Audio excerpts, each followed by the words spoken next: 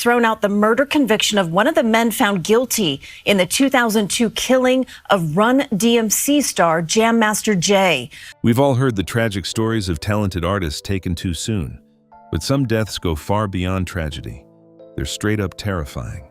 Imagine being murdered by your own older brother, weighted down, and dumped into the middle of the vast Pacific Ocean, your body never to be seen again. Or a revolutionary jazz genius who suddenly vanishes, only for his corpse to float up in the filthy East River 20 days later. And what about the singer who drove into the desert with his guitar, money, and albums in the car, only to disappear completely, leaving behind theories of UFO abduction because of his own eerie album titled U.F.O. In this video, we're exposing 10 of the most shocking and mysterious deaths of Black artists. Cases where bodies vanished, investigations felt too quick, and the truth still feels hidden. From brutal family betrayal at sea, to bodies floating in rivers, to desert disappearances that make you question everything. Were these simply tragic accidents, or did their talent and ambition make them dangerous targets? Stick around till the end. Some of these stories will leave you speechless. Hit that subscribe button right now and turn on notifications. We're just getting started. Let's dive in. 10. Bison, Dele, murdered by his own brother and dumped in the ocean. What if the greatest betrayal doesn't happen in the streets, but in the middle of nowhere, on the endless ocean? You walk away from fame and fortune to find peace on the open sea, only to be murdered by the one person who is supposed to protect you, your own blood. In July 2002, Bison Dele, the former NBA champion who helped the Chicago Bulls win it all in 1997, was living his dream. At 33 years old, he had left basketball behind and was sailing across the Pacific on his catamaran, Hakuna Matata, with his girlfriend Serena Carlin and trusted captain Bertrand Saldo. The sky was clear, the wind was gentle, and for the first time in years, Bison felt truly free. But everything changed in a heartbeat. Days later, only one man returned to shore, Bison's older brother, Miles DeBoard.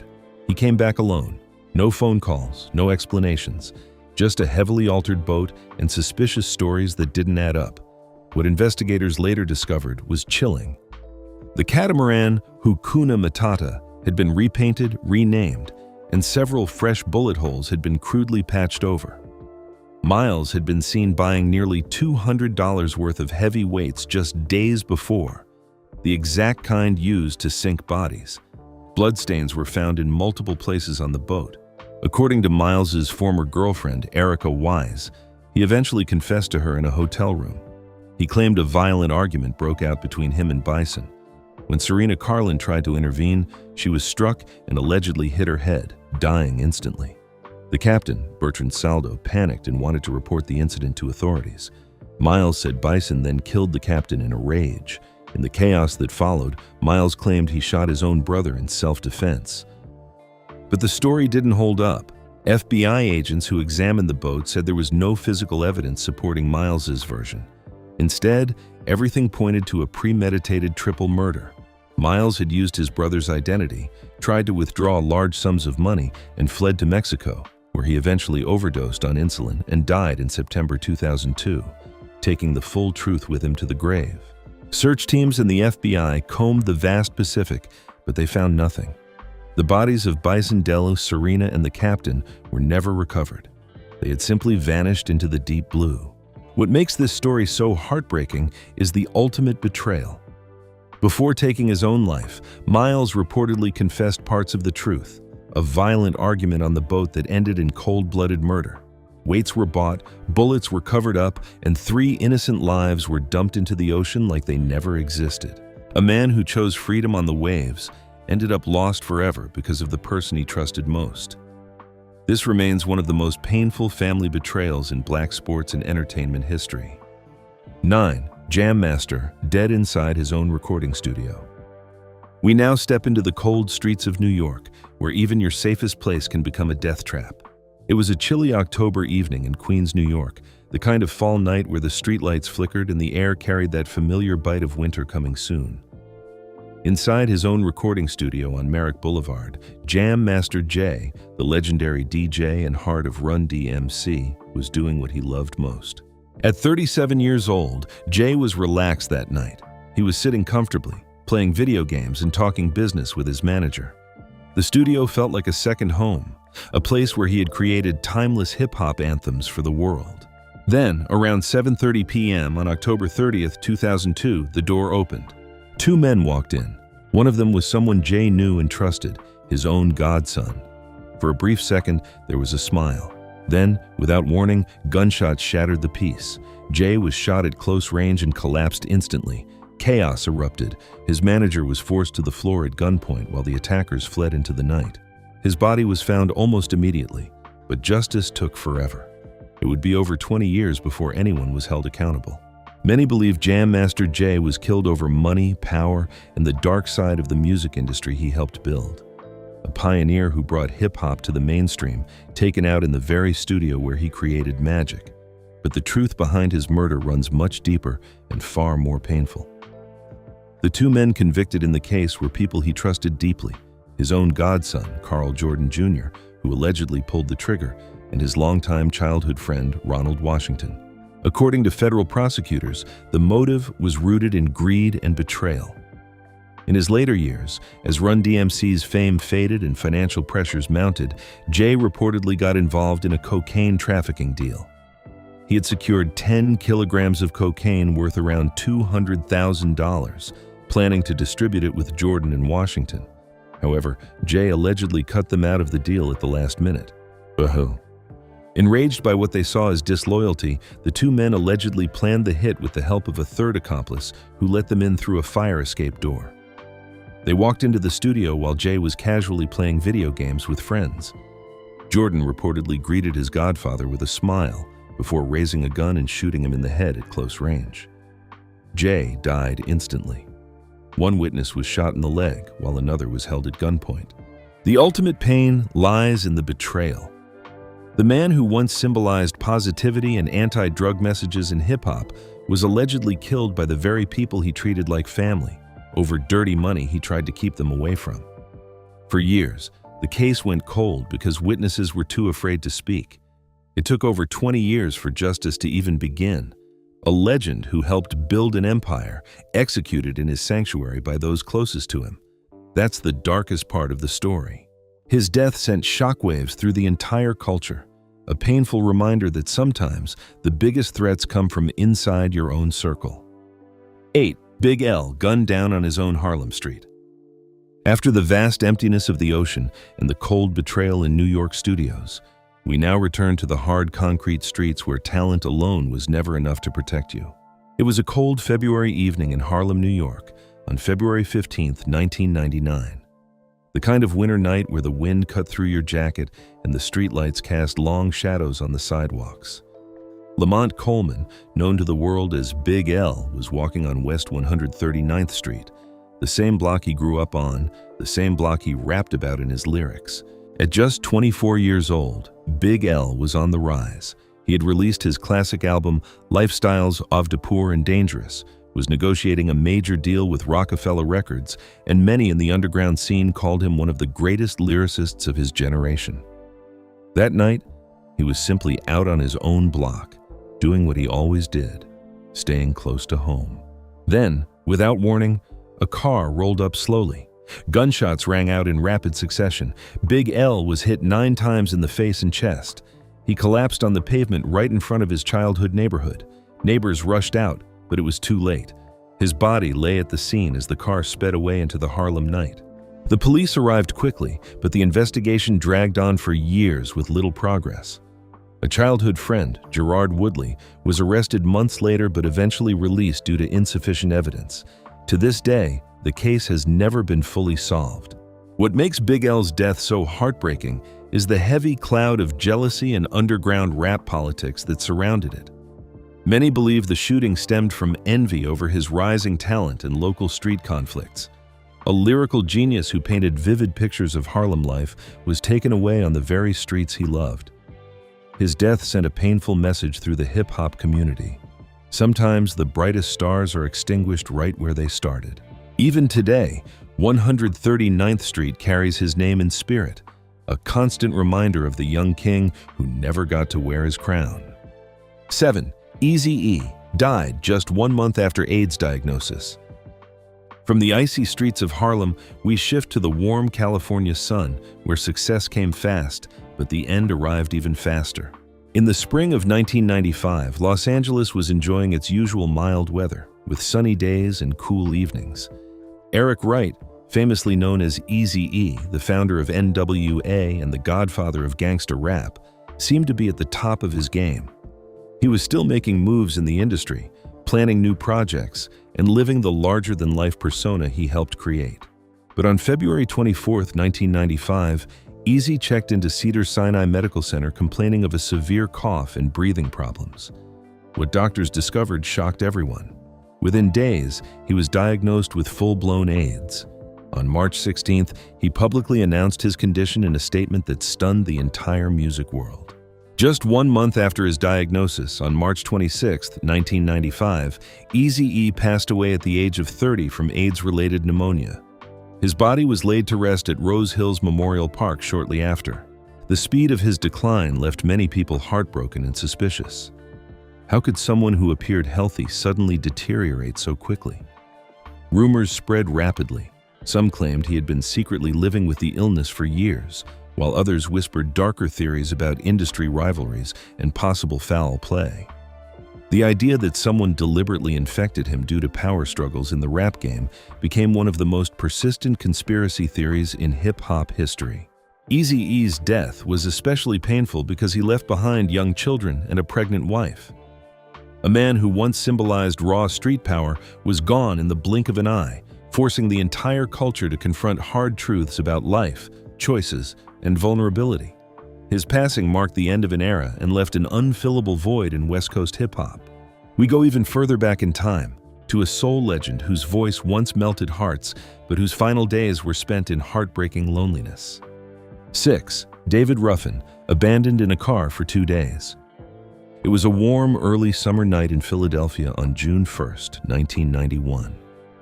The city lights glowed softly as David Ruffin, the legendary lead singer of The Temptations, whose silky yet powerful voice defined classics like My Girl, was struggling in his later years. At 50 years old, the man who had once been a Motown superstar was battling personal demons after years of being exploited by the industry. That night, Ruffin had been at a friend's house in West Philadelphia.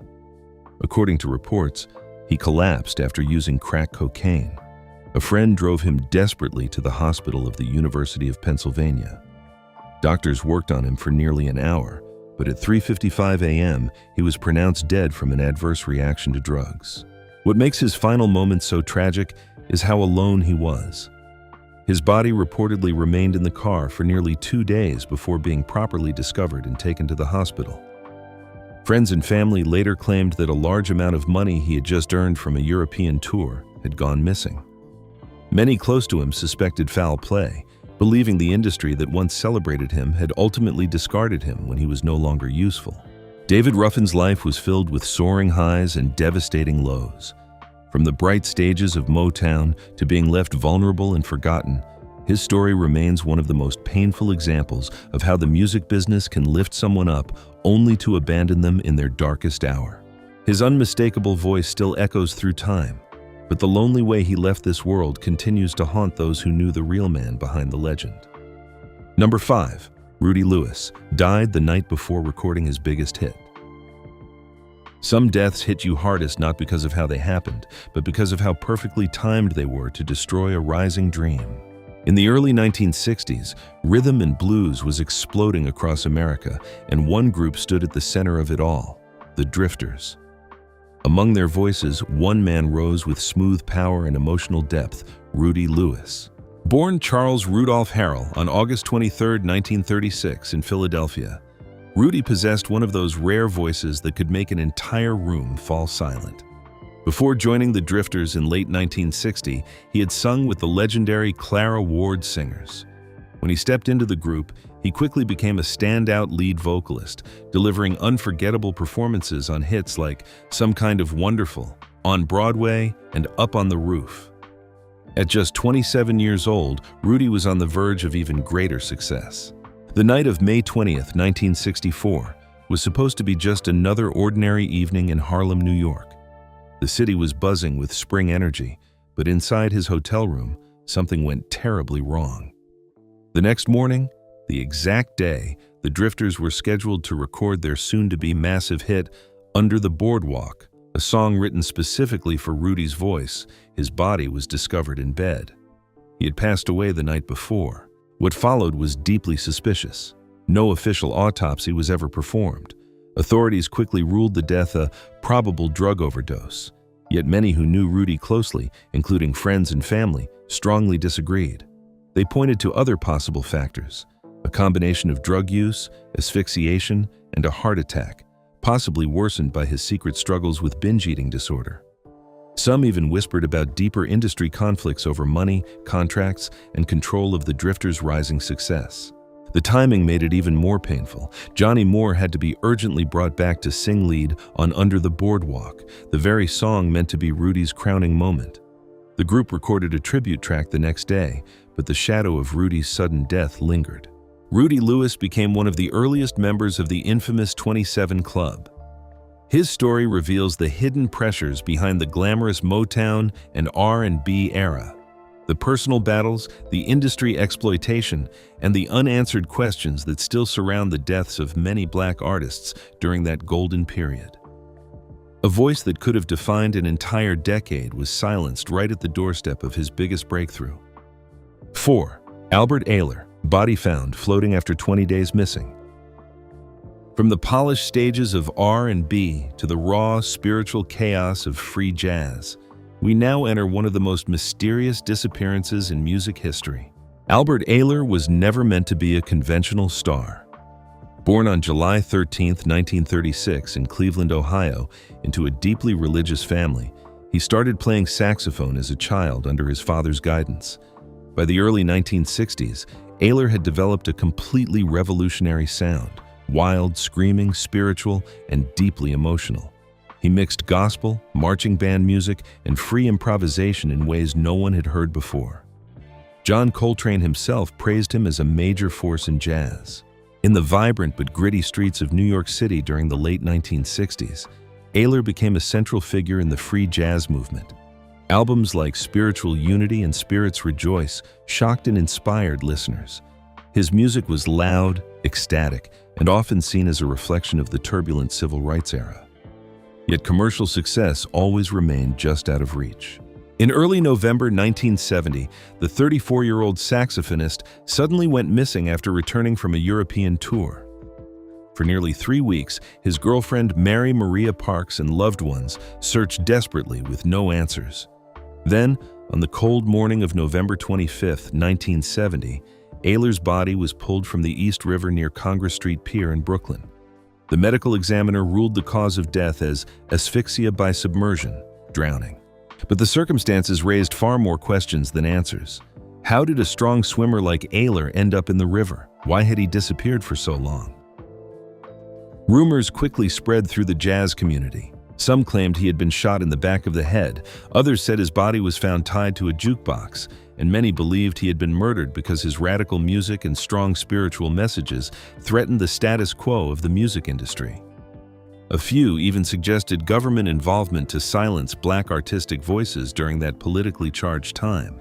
Others close to him believed it was suicide, driven by financial struggles, guilt over his brother Donald's mental health decline, and the constant rejection of his groundbreaking art. To this day, no definitive proof has ever emerged. Albert Ayler's death remains one of the most haunting mysteries in jazz history.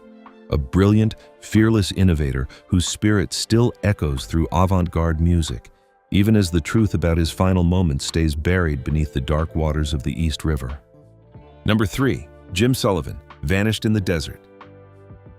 Some artists don't just die, they vanish into thin air, leaving behind nothing but questions, an abandoned car, and a trail of haunting songs that feel like prophecies. In the late 1960s and early 1970s, Jim Sullivan was a hidden gem in the California music scene. Born James Anthony Sullivan on August 13, 1939, this tall, charismatic singer-songwriter with a deep, smoky voice created music that blended folk, rock, and psychedelic elements.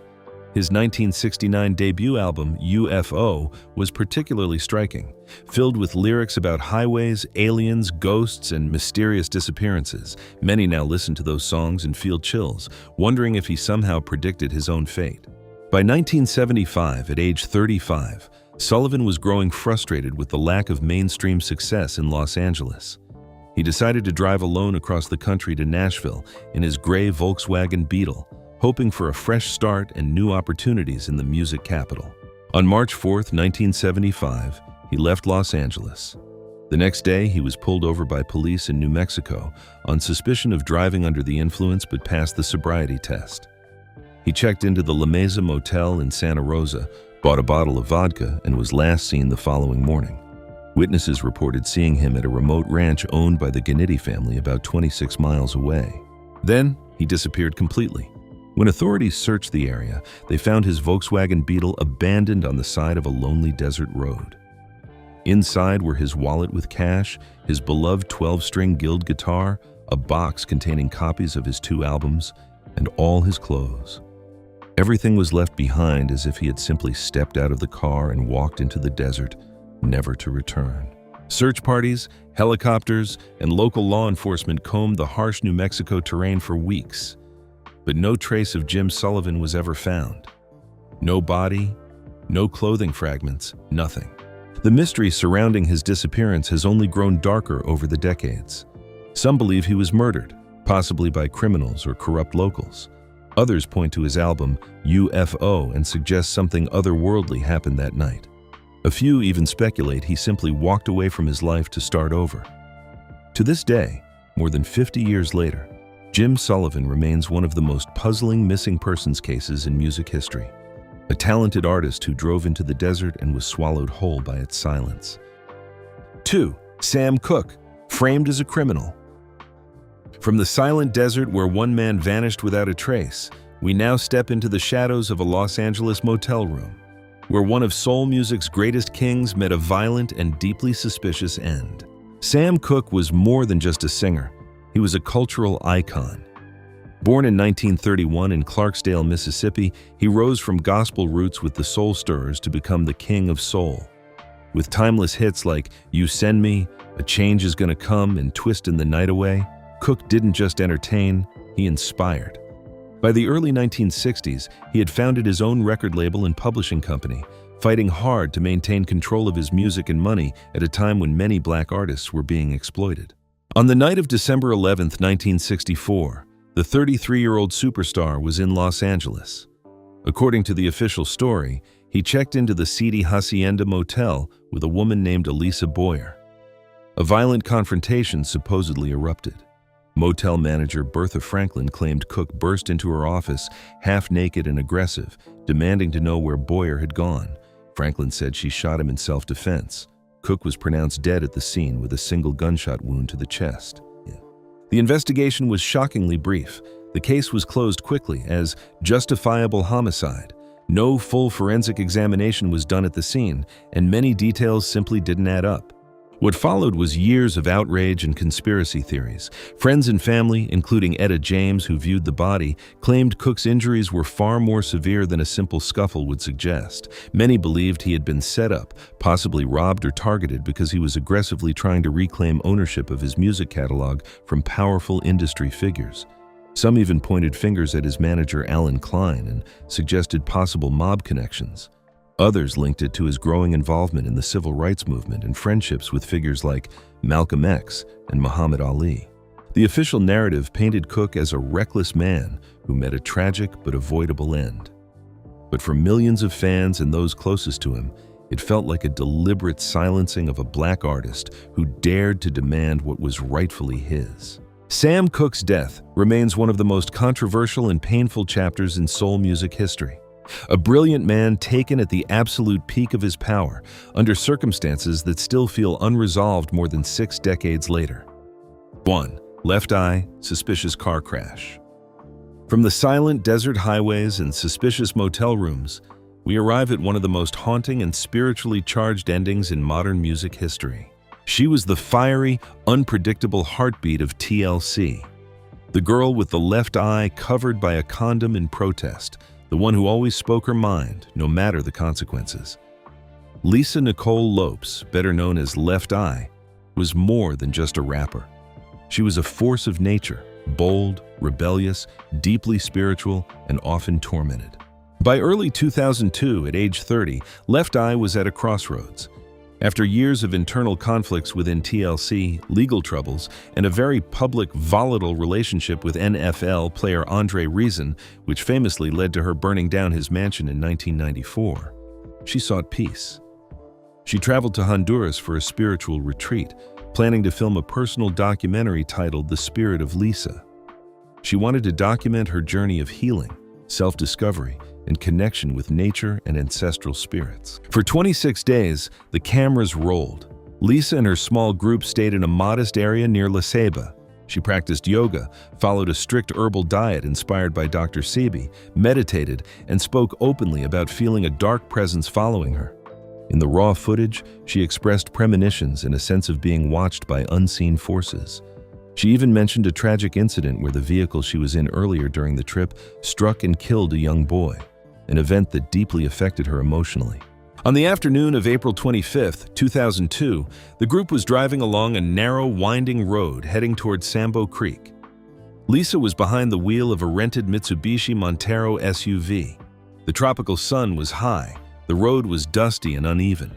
According to witnesses, she swerved sharply to avoid a truck, then overcorrected to dodge an oncoming car.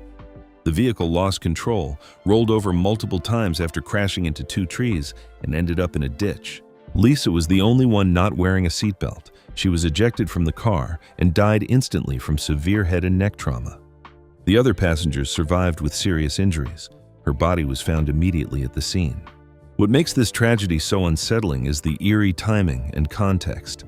The entire accident, and the days leading up to it, were captured on film for the documentary that later became the VH1 film, The Last Days of Left Eye. Fans and conspiracy theorists have pointed to possible supernatural elements, curses, or even foul play linked to her personal conflicts and industry pressures. Some believe the bad spirit she spoke about caught up with her. Left Eye's death at just 30 years old silenced one of the most authentic and explosive voices in 90s R&B and hip-hop.